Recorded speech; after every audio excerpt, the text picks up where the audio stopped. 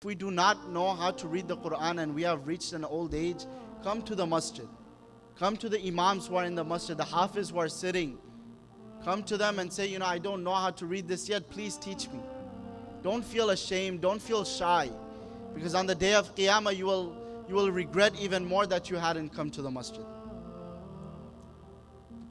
To end the first khutbah, inshallah, I wanted to mention one point that hurts me a lot. In every masjid, everyone has a problem with paying the fees. In Darulum, if you analyze, I see some of the students, they come, their parents drive Mercedes-Benz. Their parents live in houses bigger than Darulum itself. And just to donate $100 and $120 a month to Darulum, they go through 1,000 excuses, right? But to send their children to FIU and FAU per year, they have to pay about $20,000 to $25,000. So when that comes, there is no problem. FIU, FAU, how much money they need, they will pay it. But just to give a little donation to the masjid, they go to 1,000 excuses.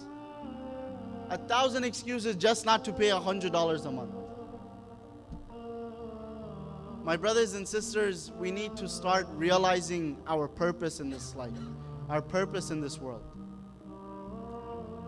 The Rasul of Allah ﷺ says that on the day of Qiyamah, those parents who had invested in their children and who had, spent time with their children to learn the Qur'an and who have pushed their children to learn the Qur'an, when those parents come on the day of Qiyamah, Allah subhanahu wa ta'ala will give them a crown.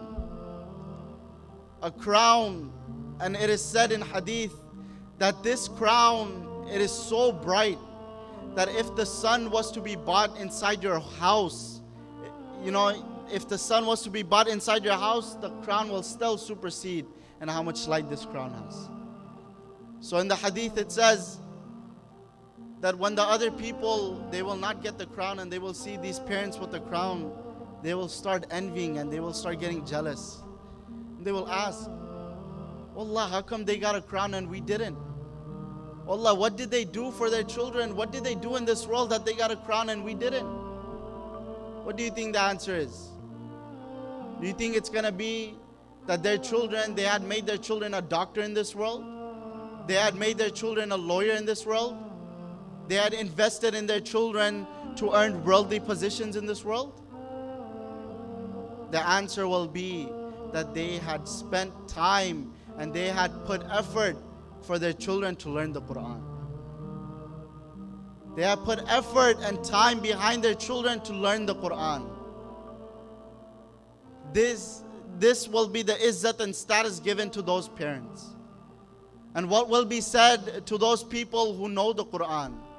Whether you're Hafiz or not, if you know 1 chapter or 2 chapters or 3 chapters of the Qur'an, what will be said to these people on the day of Qiyamah? The Rasul of Allah ﷺ says that Allah subhanahu wa ta'ala will command them to start reciting. They will be commanded to start reciting the Qur'an. How much ever they know, and wherever they stop, wherever their last verse they read, that will be where they will be in Jannah. So much izzat and so much status is given to the Qur'an, but today it is so sad and so unfortunate, my brothers and sisters. Inshallah, in the next khutbah, in the second khutbah, I just wanted to touch on 2 ayahs of the Qur'an.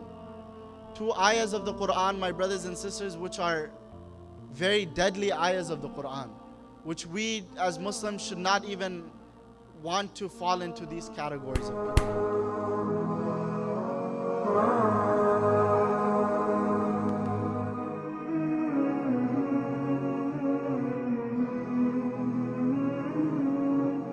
Let these radical imams brainwash some of us. We come here, we sit, we sleep in khutbahs, we don't get the message, that's why we miss it. He says, all I need you to be grateful. Allah Akbar. Are you telling me Allah subhanahu wa ta'ala will not protect the prestige of Muhammad sallallahu alaihi wasallam? Only living for business. That's all our dream. Let me see who shall save you now.